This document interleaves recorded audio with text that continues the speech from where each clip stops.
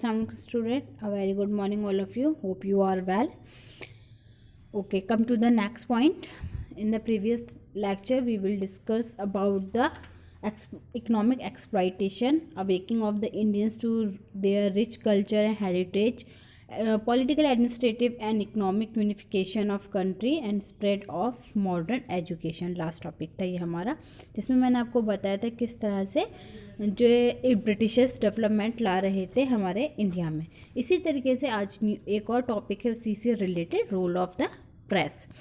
So let's start your class. The Indian press played an extremely important role in strengthening national consequences. जैसे कि अभी आपका जो development आया था एजुकेशन में, सेम इसी तरीके से प्रेस में भी बहुत इम्पॉर्टेंट, एक्सट्रीमली इम्पॉर्टेंट कह सकते हैं, रोल प्लेड किया था हमारे प्रेस ने। जो मेजर फैक्टर्स जो रिस्पॉन्सिबल हैं राइज ऑफ नेशनलिज्म के लिए, हम कह सकते हैं ग्रोथ ऑफ वर्नाकुलर। वर्नाकुलर एक लैंग्वेज है जो हम लोग लोकली लैंग्वेज को कहते हैं, जो हम बोलते हैं। इसमें जर्नलिज्म और लिटरेचर ने बहुत ही ज़्यादा रोल प्ले किया, जिनकी वजह से हमें जो एक रीजनल प्रेस जो अवेलेबल हुई, जिसने के जो ग्रेट ऑडियंस थी, जो हमारे रेवोल्यूशनरीज आइडियाज़ थे, उसको स्प्रेड किया।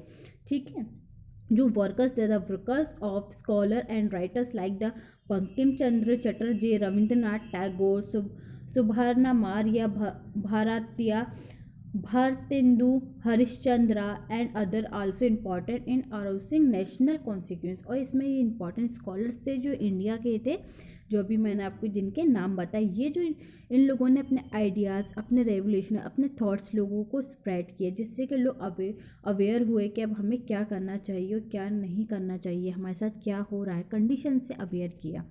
Nationalist literature in the form of novel, poetry, essays to played a significant role in generating feelings of patriotism and nationalism amongst the people of India।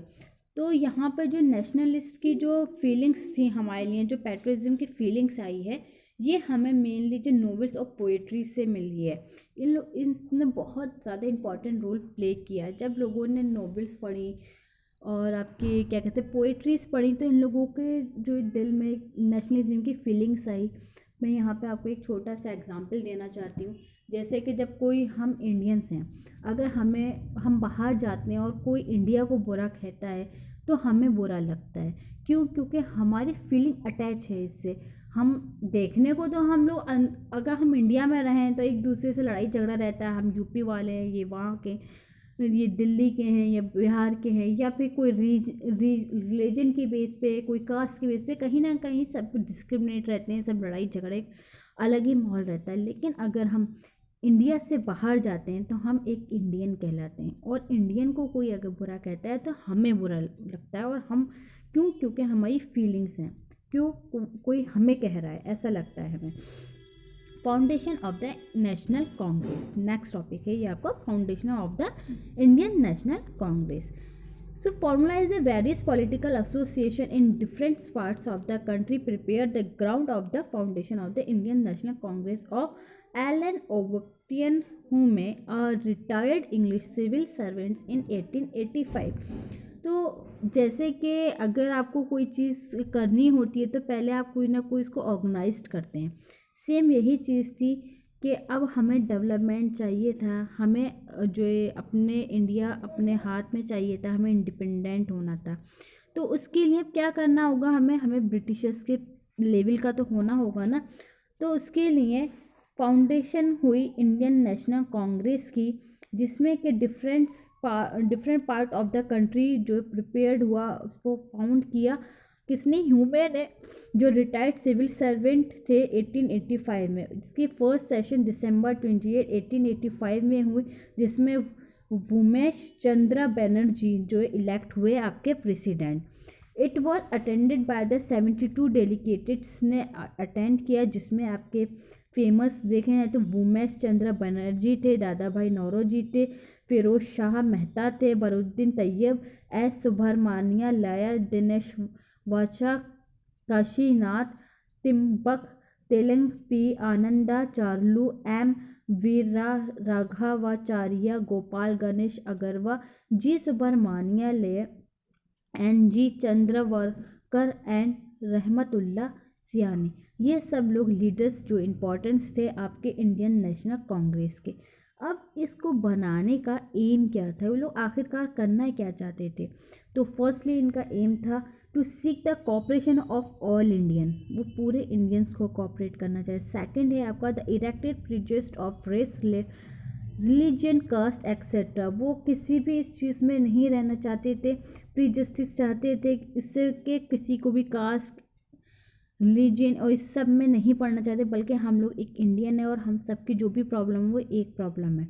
The discuss the major problem of India and come over with suggestion to solve them, और India की जो भी problem थी measures, उनको जो solve करना चाहते थे, उनको सॉल्यूशन देना चाहते थे।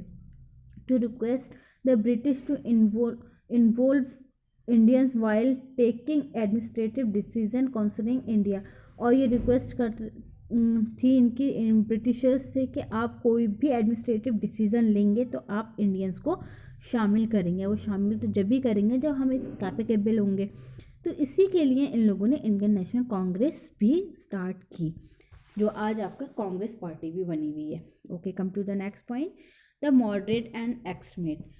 अब जो हमारी इंडियन नेशनल कांग्रेस जो अभी मैंने आपको बताई, जो 28 दिसंबर 1885 में फाउंड हुई, जिसके फर्स्ट प्रेसिडेंट वोमेश चंद्र बनर्जी थे, तो इसको दो पार्ट्स में डिवाइड हो गई। फर्स्ट हुआ है मॉडरेट और सेकंड हुआ है एक्सट्रीमेट। अब भाई मसला क्या है मॉडरेट और एक्सट्रीमेट का? लोग तो वहीं के हैं लेकिन उनके आइडियाज़ अलग अलग हो गए, ये लोग डिवाइड हो गए एक ही पार्टी के रहकर। जैसे 1885 से 1905 में जो मेंबरशिप थे हमारे एजुकेटेड इंडियंस थे, इसमें mainly first thing.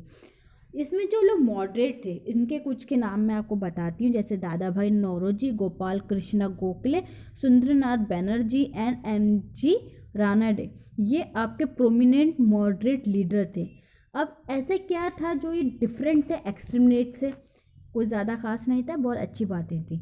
The moderate believe in constitutional method and in the method of persuasions, they regularly send petition and resolution to the government for change. Some of the important demands raised by the Congress during this period can be summarized as under. ये लोग ये चाहते थे, जो आपके moderate थे, ठीक है, ये लोग चाहते थे कि हम जो है कॉन्स्टिट्यूशन का पार्ट बन जाए। जब हम कॉन्स्टिट्यूशन का पार्ट बन जाएंगे तो सब कुछ हम कर सकते हैं और सभी चीज़ हमारे हाथ में आ जाएंगी, जिसके लिए इन्होंने कुछ जो है अपनी डिमांड्स रखी, किससे? ब्रिटिशर्स से। Better representation of Indians in the legislative council, इनकी फर्स्ट डिमांड थी कि हमें लेजिस्लेटिव काउंसिल में बेटर रिप्रेजेंटेशन दिया जाए। सेकेंड थी इनकी introduction of legislative council in those states where did not exist, और हमें जो इंट्रोडक्शन ऑफ लेजिस्लेटिव काउंसिल दिया जाए जहाँ के दूसरी स्टेट्स में भी। होल्डिंग जो है हमें दिया जाए, सिविल सर्विस एग्जामिनेशन हमारे हाथ में दिया जाए ताकि इंडियन जो है अच्छी जगह ऑक्यूपाई कर सके, इंडिया में अच्छी पोजीशन मिल सके। Change in the economic policy of the government so as be benefit of Indian industries, economic policies को चेंज किया जाए ताकि इंडियन इंडस्ट्रीज़ को भी कुछ बेनिफिट मिले इसका। A cut in military expenditure, और मिलिट्री का जो एक्सपेंडिचर है उसे कम किया जाए। Stop the draining of India wealth to Britain, और जो यहाँ से वेल्थ जा रही है ब्रिटेन, उसको जो है स्टॉप कर दिया जाए, ठीक है। However the British ignore the pretensions, इनकी जितनी भी ये डिमांड थी सभी ब्रिटिशर्स ने इग्नोर कर दी।